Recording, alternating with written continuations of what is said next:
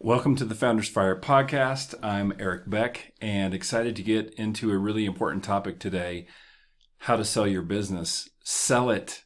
You really can. It can happen, but there's some things you got to know, and we're going to dig into the details. We're going to echo back to some of what we talked about in a prior podcast on escape velocity, financial escape velocity. What is that about? Well, I've got some great big ideas to share with you today, and excited for you to take note of this. As I say each time, if you can not do something else right now, don't. If you're going to make use of this podcast or anything that you're listening to or, learning about, don't just let it bounce off your ears like everything else in the echo chamber. So if you can, turn everything off, close the door, whatever it is you got to do, get out a pen and paper. We know from our friends at the Huberman podcast that increases learning and retention and all kinds of good things. Remember, it's not how much you hear. It's not how much you're exposed to. It's about how much you can implement. That's the key. And if you can't implement it, it's a waste of time. So let's don't waste time. Let's get in here, like we say in the Founders Fire coaching program, training, not trying. Let's do some push-ups. So here's our list today of our big ideas. There are 4. Number 1, why own a business at all? That might sound like an obvious question, but when we dig into it, I think there's some really good leverage for you there. Number 2, how to sell your business for an 11 multiple. Everybody wants to, but how do you do that? Number 3, the one person who has to die. I bet you can guess who that is. And number 4, legacy or lunacy. Which is it? So let's dive right in. I'm going to start off with a quote here by Steve Seibold. The fastest way to make money is to solve a problem. The bigger the problem you solve, the more money you make. So our number 1 idea today is why own a business at all. That is the answer, to solve a problem.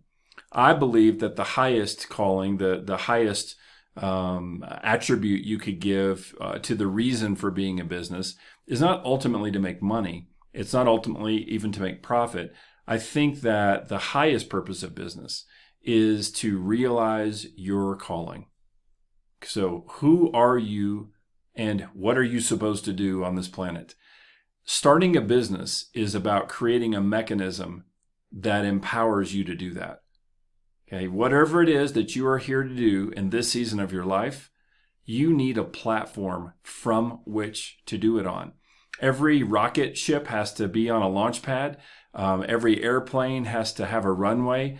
Think about it. For anything to go forward, it has to have something to push against, to push on. There's got to be a buildup of pressure so that we can see a result. What is your launch pad? What is your runway? I think it's a business. I think, in fact, it's the best reason to start a business. So the first problem, according to Steve, we need to have a big problem to make a lot of money. If we can solve that big problem, we create big value and therefore we generate money. But let's actually start off with, if there is a problem we've got to solve first, it is answering the question, what am I here to do? And I haven't found in my own experience that is answered by going up on the mountain and meditating for hours or days or weeks or years, or kind of in the navel gazing sort of mode. I like the idea that you can't really steer a ship unless it's moving. If you think about that, right? Unless the wind is blowing and that sailboat is moving, really, turning the wheel is not going to do much. And so I feel like a lot of times revelation or inspiration comes to us in thoughtful and conscious action. Now, not unconscious action. Many entrepreneurs and people in general throw themselves into a tornado of busyness, and they call that action. I guess in a certain way, it's action, but to me, it's more of distraction. It's more of hiding from the deep truths that we need to face and the things we need to dig into. So how do we do this? I think the way is to take conscious action. And conscious action simply means you're just checking the map. Okay, you wouldn't go walk out in the woods in some place that you've never been before and just walk and just get going And the whole idea is just keep walking, keep successfully taking steps. Because what will happen? Well, you'll be great at taking steps, and eventually you'll run out of food and water or shelter, or you'll be in a place that's not safe, right? So it can't just be the tactical successes in this analogy of just taking successive steps. Well, what does it need to be? It needs to be taking steps and then checking the map. Taking steps and checking the map.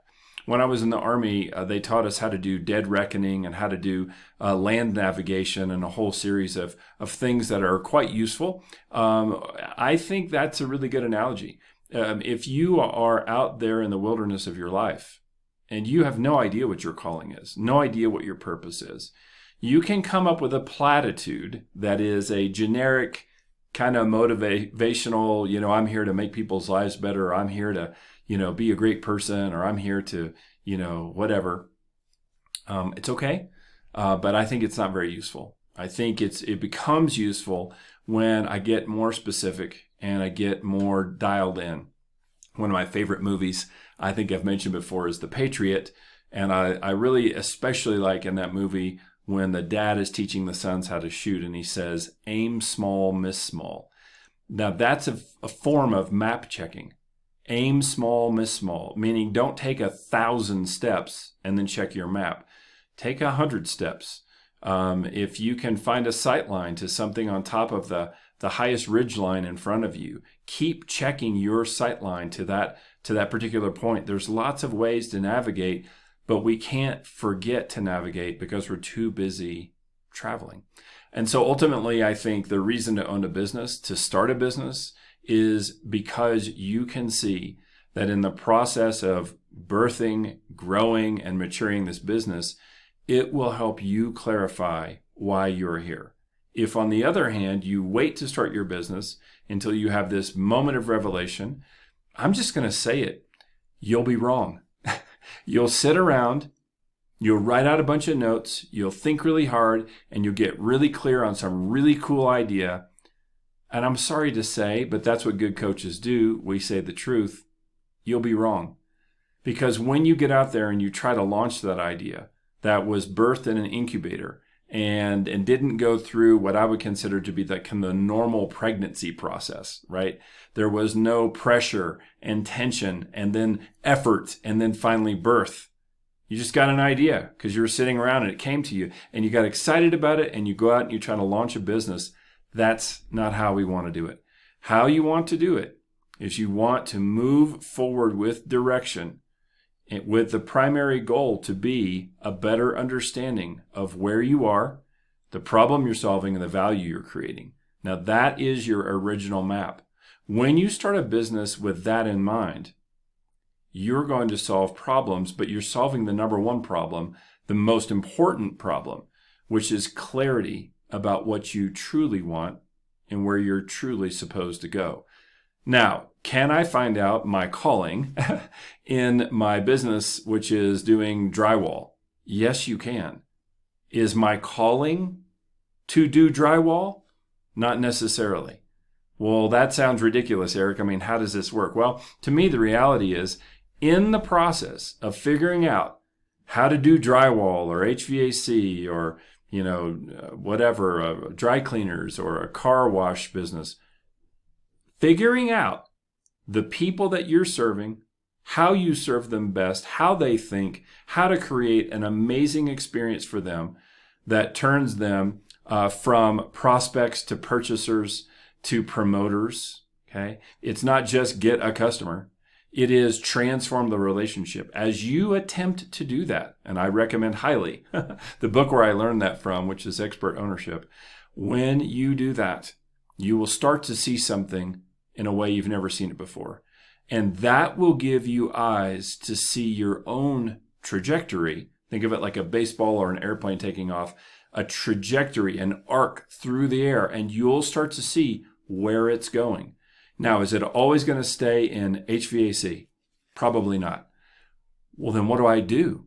That's what we're going to talk about in our next point. Okay. So ultimately, if I'm building a business and I want to grow it, and I see it properly for what it is, which is the context for the daily realization of my calling. Oh, and by the way, the calling of your people as well, right? They're not just there for a job. They need to be there being empowered along their trajectory as well. Okay. Again, my worldview on this is we need an ownership society. As much owning as we can possibly do. Okay, everything we get the opportunity to own or to possess is a point of stewardship and therefore maturity. Now, I know there are other worldviews out there that will say ownership is theft. And I would just ask you, how well did that work out for them? If you dig into those philosophies where at first it kind of sounds right. If you own something, it means you must have stolen it from someone, or the means of production were stolen, or you kind of go follow the rabbit trail, kind of the infinite regression path. But the reality is that you're missing the heart of service. If I say I'm going to buy this land to put a car wash on it because people need their cars washed and cleaned, and I think I can give them an amazing experience, better than I've ever had before, and I dream about it and I think about it and I pursue it, and I get a group of people around me who want to pursue that as well, and we're all making profit, we're all growing, we're all moving forward together, I don't really find theft in the middle of that. I just don't. So again, I feel like sometimes maybe we can overly analyze something and create a negative where there really isn't one. Ultimately, like Steve's quote here says, the fastest way to make money is to solve a really big problem. And the first problem you need to solve is the question of your own trajectory. How do I do that? By doing my work consciously with frequent map checks. What are my maps? Well, there's a variety of them, but I would start off with your personal map. This is your health. This is your fitness. This is your mental clarity. This is your energy level. This is the meaningfulness of what you're doing. You need to check in with that every single week. Now, in the Founders Fire program, we call one of these things an anchor activity. This is a daily or weekly or monthly habit that you do, and you do not reschedule it. Well, you don't understand the modern world, Eric. I can't just put an appointment in my calendar, and not be able to move it. Then you'll fail. You will. You cannot possibly do what you want to do, but haven't yet done, without doing something different. And I would suggest anchor activities is an important concept for you to consider. If I don't make some anchors, my world will constantly be moving around. I'll always be reacting. And because I'm reacting, I will create less and less value. Okay, let's keep moving. Big idea number two, how to sell your business for an 11x multiple. Well, I say that, but the reality is I have had a client that I worked with that was able to sell their business for a huge multiple like that. And there was one simple reason. The simple reason is systems. Now, that is probably anticlimactic. You're like, oh, I thought you were going to tell me the big secret. Well, the big secret is that we need the business to run without you. If you're going to sell your business, it has to be able to run without you. Because if it can't run without you, you're actually selling a job. And no investor using post-tax money, right? Think about that. They already paid taxes on this money that they're going to use to purchase your business. Who would do that? Who would use that money to buy a job?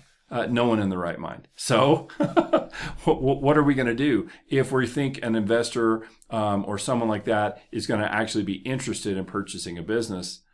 I'll tell you what we're going to do. We're going to prove to that person that this business runs without you. How can it run without me? I built it. It was built by me and for me, and everybody around it just serves me. Correct. What you have is a owner-centered business. And we need to transform that business into what we would call a system-driven business or a vision-driven business. The vision is replacing your decision-making. Okay, so how does the business work right now? Well, you make a bunch of decisions all day long.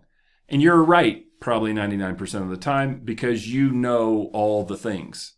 Okay, when that knowledge is taken out of that business, there isn't much business left. So what we're going to do is replace you with what we call a strategic vision.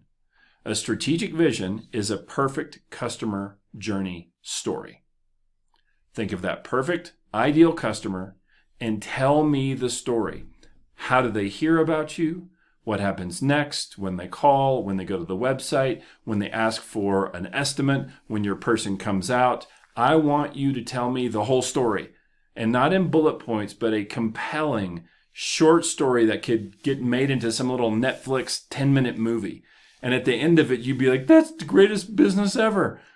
That's what we have to have. At Lowe's, the home improvement store, they use this idea of you're not just selling Mrs. Jones a 2x4. Okay, that's technically true, but that's not a perfect customer experience story. The perfect experience is to realize you're not just selling her a 2x4, you're selling her part of the deck that she'll celebrate her 80th birthday on. Well, now that's quite different, isn't it? It is. And the reason that most business owners can't really grow their business is they do not give birth to the vision. They stay pregnant with this vision and it dies inside them, just to be honest. If we're going to grow our business, if we're going to make it stand on its own 2 feet, it has to come out of you. It cannot stay inside you. Okay, well, this is kind of a weird analogy. Let's say if I'm a guy, how in the world does that happen? Well, for guys and the ladies, it's all the same. You have to articulate the vision. You have to articulate this perfect customer journey from prospect all the way through to happy, satisfied customer that's promoting your business. And you have to talk about how your team does it. What does it feel like? How do they communicate? What do they say to each other? What kind of problems don't come up? What's the attitude like? What's the culture like? See, if you don't birth all that and decide on it, then you really don't have a business. You just have a job with a bunch of people around you. And that's something nobody's going to want to buy. The quote I'll use in this section here by Harv Eker is the number one reason most people don't get what they want is they don't know what they want. I would modify that a little bit for our context and say the number one reason most business owners can't sell their business is because they haven't specified what they really want this business to do. Oh, make money. That's not specific enough. Remember, aim small, miss small. That's like kind of gigantic and vague. It needs to be specific. To finish the quote, rich people are totally clear that they want wealth. The number one reason most people don't get what they want is that they don't know what they want. Rich people are totally clear that they want wealth. Harv Eker. I would combine that with Steve Seibold's quote from above and maybe blend these two together and say, people who generate multi-generational wealth are really clear on the value the business they are in and how to deliver it without them being there. Okay, and the answer to that, of course, is systems. Systems are not to-do lists. That is a kind of system, but it's not what I'm talking about. A system with soul, needs to embody the values of that story. Okay, if it's really, really important that when we go to a customer's house to do an estimate, our number one residue that we leave there is trust, then we need to become fanatical about figuring out how to do that and how to do that really well. And if we don't specify things like that, not just drive up and park in the driveway, not just provide the estimate, but if we don't really take care of the development of the relationship, if we're not doing that, then our people don't have a map. They don't have a map to check. You don't have a map. This is actually how you decide the order in which to systemize your business. I would start with writing out that story and then follow the story. And every part of the story you get to where it's not freaking awesome, there needs to be a system there. We need to do some work right there. And that's my next month's worth of work. As I've said many, many times before, and I'll say again, there are no problems in business. There are only broken or missing systems. Systems are the answer. All right. Number 3, the third big idea, the one person who has to die. I think it's probably obvious from what we just said, but let me read David Bach's quote here. How much you earn has almost no bearing on whether or not you can and will build wealth. Regardless of the size of your paycheck, you probably already make enough money to become rich. So a lot of people think, well, a business is a mechanism by which to generate wealth or to get rich. And I would say, let's think about that a little bit. Long-term, multi-generational, lasting value, legacy, and values that create all of that, that to me is true wealth. Okay. It's not a bank account with a bunch of zeros in it, because we all know that can go away in a heartbeat for a wide variety of reasons, right? Ultimately, if I look at my business as a mechanism for generating long-term wealth, I'll start to act differently and treat it differently. I'll grow it differently because I think about it differently. Ultimately, I like this quote because it reminds me of Moses, the story of Moses, when he was being asked to go into Egypt to free the Israelites. And he said, gosh, golly gee, that's my Andy Griffith impression. I don't think I can do that. The story goes, God says, what's in your hand? And he was like, oh, this staff? Well, what does that do? And the story goes, God says, throw it on the ground, turns it into a snake. Moses leaps back in fear. God says, grab it by the tail. It turns back into a staff. Now, that might sound kind of woo-woo and strange to some of you. You're not familiar with the story. But if you think about it, there is just a ton of archetypal truth ringing throughout this story. Okay. The first one is you already have what you need. You're like, I can't go start this business. I need this and this and this and this and this. No, you don't. No, you don't. And this is some truth that you need to really kind of sink your teeth into right now. Every time you think you don't have what you need to be able to do what you have to do on this planet, you're wrong. You're wrong. Okay, you have what you need. And by focusing on what you have and utilizing it, you'll get more things that follow along and make that vision come true. Now, do you have everything you need right now, today, to fully realize that vision today? No. But do you have what you need to get done what needs to get done today? Yes, you do. And that's not a factual question. Okay, that is a question of attitude. If I believe I don't have what I need to do what I have to do today, then I'll never do it.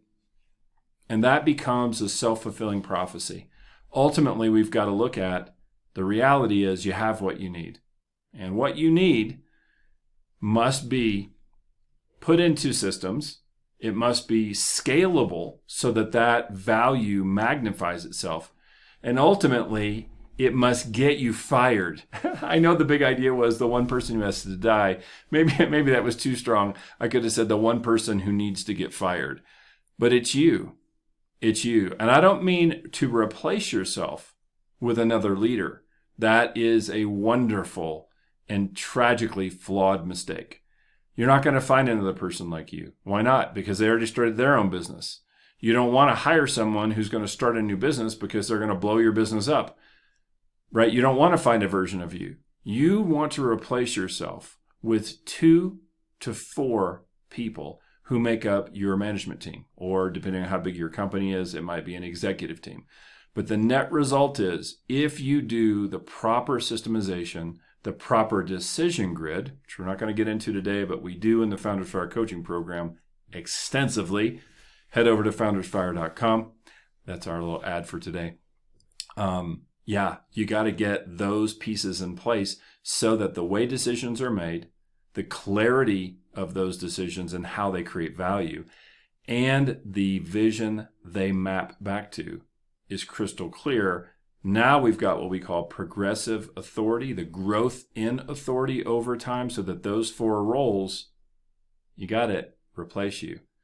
Now, somebody out there is saying what I've heard hundreds of clients say to me over the years, but you don't understand. I tried this before. I hired a manager and they stole a bunch of money, or they wrecked the company and caused all these problems it took me years to dig out from. Well, I'd like to suggest to you, you didn't do what I'm suggesting.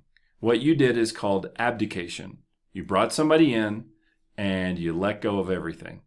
And maybe they were not a very scrupulous person. Okay, we're not talking about abdication and we're not talking about micromanagement. We're talking about progressive authority, and that is a matter of trust and training.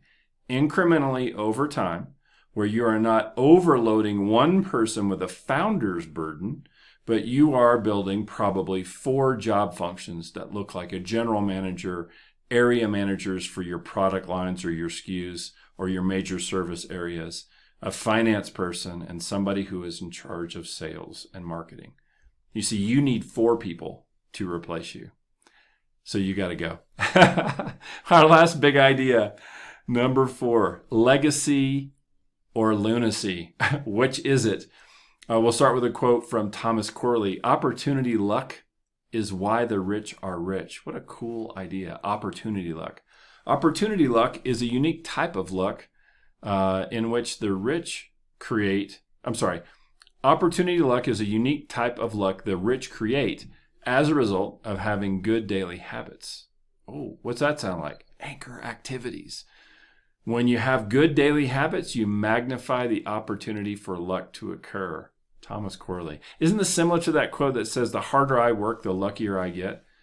Hey, what I love about this analogy, this idea, even with the sports version of it, maybe Michael Jordan, I think we talked about it a little bit last time. Why was Michael Jordan so awesome? It wasn't that he could make the basketball go in the hoop. It was that he could get in position to make the basketball go in the hoop. And if you watch any videos of him, or you haven't seen it in a while, go find some clips of him on YouTube. It's just ridiculous. A liquid human. What is he thinking? What is he doing? I don't know what the conscious thought is, but I know certainly what the body IQ, the felt knowledge would be. The felt knowledge is get open, get free, get the path between me and where I want to make this ball go. Get that path right. And then I just send the ball on that path, whatever that looks like. Again, not to minimize that level of genius by boiling it down to a single thought, but I don't know if that I'll ever get the opportunity to meet Michael Jordan, but if I did, I'd love to talk to him about that and see what he would say. I know that in my time in the martial arts and some of the sports I've been in, when things have gone really, really well, it has always seemed like Chick Mahaley's book on flow, the theory of optimal psychology. It has seemed like flow state. It has not seemed like step 1, step 2, do this, do that. It has seemed like an inner knowing that is driving every single action without thought. And I'm guessing it's something like that. Opportunity luck is why the rich are rich. Opportunity luck is a unique type of luck the rich create as a result of having good daily habits. To me, it's the same thing. Can you see it? Michael Jordan is creating opportunity. He's creating openings. And he's doing it because of the habits he has, the ways in which he pays attention to what's going on. So, are you paying attention? Are you being a student of your business? Are you being a student of your own leadership habits? How consciously are you living your life? Because the unexamined life is a life on repeat. And that will not result in a business that you can sell. So ultimately, you got to ask the question, am I going crazy here? The lunacy part of the big idea. Am I going crazy? Is this just madness? Because I think I'm sick of it. And so I want to sell it. Who would want to buy it? You just said it made you crazy, right? Until you create your business as a product, no one's going to buy it. Now, here's some really good news. Once your business is a product, why would you want to sell it?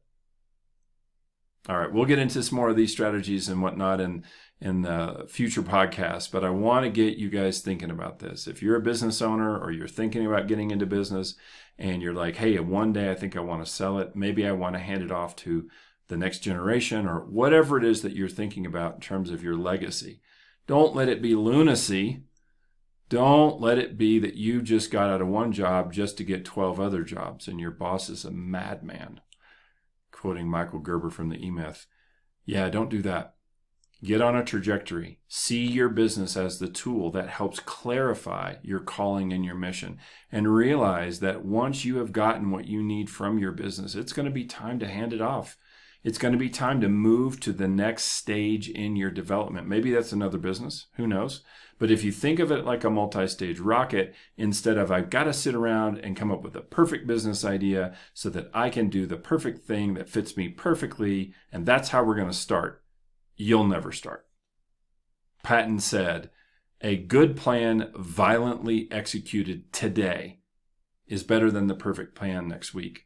So, welcome to 2025. We've got some runway here.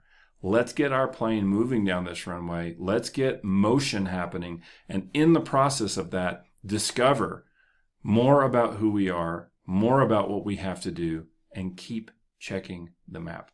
Hope this is helpful for you guys. If it was, please share it with some friends. Send it to some people you know.